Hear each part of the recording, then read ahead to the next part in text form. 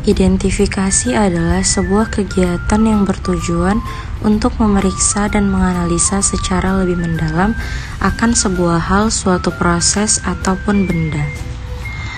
Kreativitas ialah kemampuan yang dimiliki oleh seseorang untuk menghasilkan suatu ide atau produk yang baru atau original yang memiliki nilai kegunaan, di mana hasil dari ide atau produk tersebut diperoleh melalui proses kegiatan imajinatif atau sintesis, pemikiran yang hasilnya bukan hanya perangkuman, tetapi mencakup pembentukan pola baru dan gabungan informasi yang diperoleh dari pengalaman sebelumnya. Identifikasi kreativitas adalah kegiatan yang bertujuan untuk memeriksa dan menganalisa secara lebih mendalam akan sebuah kemampuan yang dimiliki oleh seseorang untuk menghasilkan suatu ide atau produk yang baru atau original yang memiliki nilai kegunaan. Adapun tujuan identifikasi kreativitas yaitu untuk dapat meningkatkan mutu pendidikan dan proses pembelajaran sehingga siswa mampu memecahkan masalah, mengeluarkan ide-ide dan gagasan, mengambil keputusan serta memiliki rasa ingin tahu dalam belajar. Dan kreativitas juga merupakan hal penting dalam kehidupan karena dapat membuat manusia lebih produktif. Selain itu juga meningkatkan kualitas hidup serta dapat mempermudah mencari jalan keluar dari sebuah permasalahan. Identifikasi kreativitas peserta didik oleh pendidik. A. Segi afeksi dan kognisi. Seorang guru dapat mengidentifikasikan tingkat kreativitas peserta didiknya dari segi afeksi dan kognisi. Untuk mengidentifikasikan tingkat kreativitas peserta didik, maka kita dapat melihatnya melalui beberapa hal seperti pertama, yaitu hasrat pengetahuan yang cukup besar. Setiap manusia pada umumnya memiliki sikap kodrati, yakni rasa ingin tahu yang cukup besar tentang suatu fenomena di lingkungannya. Bagi peserta didik yang memiliki kemampuan kreativitas yang tinggi, sikap ingin tahu tersebut bukan hanya sekedar ingin tahu tentang apa dari sesuatu yang terjadi, tapi juga ingin tahu mengapa, bagaimana sesuatu tersebut terjadi. Keingintahuan tersebut tidak mandek ketika hanya sudah mengetahui tentang apa dari suatu fenomena yang diminatinya, tetapi berusaha ingin mendalami dan mempelajarinya. Yang kedua, bersikap terbuka terhadap pengalaman baru. Peserta didik yang memiliki kemampuan kreativitas pada umumnya juga berupaya melakukan coba-coba tentang sesuatu yang baru. Perasaan ketidakpuasan terhadap hal yang selama ini digelutinya mendorong untuk mencari kepuasan dengan cara melakukan hal lain yang dianggap baru. Ketiga, panjang akal. Salah satu ciri mental yang seringkali nampak bagi orang kreatif adalah adanya pikiran yang panjang akal. Berbagai persoalan yang dialaminya dapat dihadapinya dengan berbagai cara pula, sesuai dengan situasi dan kondisi yang ada. Jika suatu cara telah dilakukan masih menghadapi kegagalan, maka orang yang kreatif masih memiliki 1001 cara untuk mengatasi persoalannya. Misalnya, ketika seorang peserta didik yang berkeinginan untuk meningkatkan prestasinya, maka ada 1001 cara untuk mewujudkan keinginannya dalam memacu prestasinya tersebut. Keempat, cenderung lebih menyukai tugas yang berat dan sulit. Orang yang kreatif biasanya tidak mau diam dan tidak menyukai dengan kondisi yang statis. Selalu saja ada yang dilakukannya. Jika diberi tugas, orang yang kreatif tidak menyukai tugas yang terlalu ringan, tetapi lebih menyukai tugas yang menantang, yang dianggap cukup berat dan sulit. Yang kelima, berpikir fleksibel.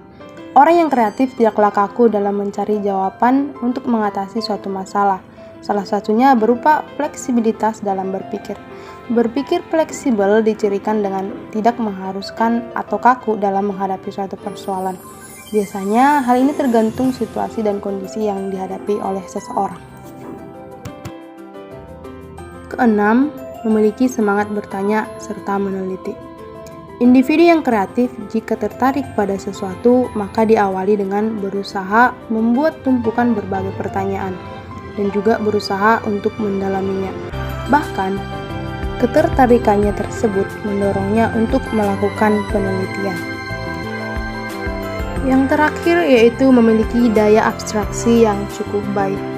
Kemampuan kreatif pada umumnya seiring dengan kemampuan berdaya atau abstraksi yang tinggi, yakni dengan membayangkan sesuatu yang lebih baik dibanding individu yang lain.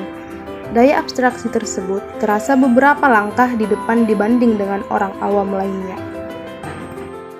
Segi bakat. Yang pertama, identifikasi kemampuan intelektual umum. Identifikasi kemampuan intelektual umum ditentukan melalui taraf inteligensi atau IQ. Ada dua macam tes inteligensi, yaitu tes inteligensi individual dan tes inteligensi kelompok. Tes inteligensi individual membutuhkan banyak waktu untuk pengetesannya, dan biaya pengetesan termasuk cukup mahal. Tes inteligensi kelompok lebih efisien, baik dalam ukuran, waktu, dan biaya. Yang kedua, identifikasi bakat akademik khusus. Cara lain untuk mengidentifikasi anak berbakat intelektual adalah dengan melihat prestasi akademis bersama-sama dengan pengukuran IQ. Jika tes inteligensi bertujuan mengukur kapasitas untuk berprestasi, baik di sekolah, tes prestasi akademis bertujuan untuk mengukur pembelajaran dalam arti pengetahuan tentang fakta dan prinsip, dan dapat ditambahkan kemampuan untuk menerapkannya dalam situasi kompleks dan yang menyerupai hidup. Yang ketiga, identifikasi bakat kepimpinan. Kemampuan untuk memimpin tidak hanya mencakup kemampuan intelektual, tetapi juga perubah kepribadian lainnya. Berdasarkan tinjauan teori dan hasil riset, pada umumnya ditemukan faktor berikut yang paling erat kaitannya dengan kepemimpinan.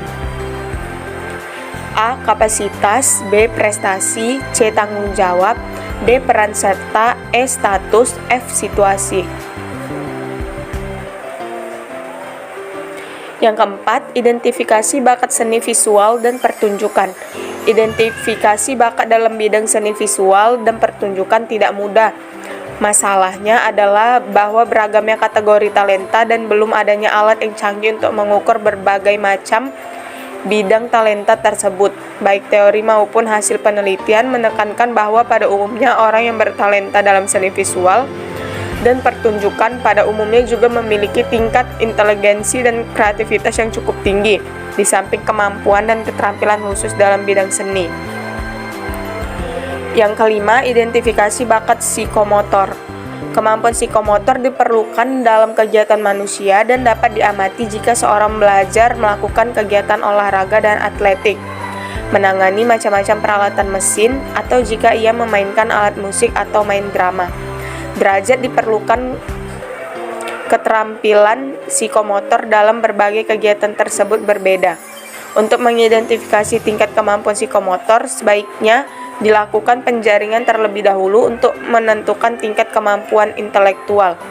Kemampuan yang khusus berkaitan dengan bidang talenta, kemampuan berpikir kreatif jika kemampuan psikomotor tersebut memerlukan inovasi, misalnya untuk dapat merancang perabot baru, atau bagi musikus untuk dapat melakukan improvisasi, dan tingkat perkembangan keseluruhan badan atau bagian badan yang berhubungan dengan kemampuan yang dicari, misalnya kekuatan, kecepatan, koordinasi, kelenturan, dan lain-lain.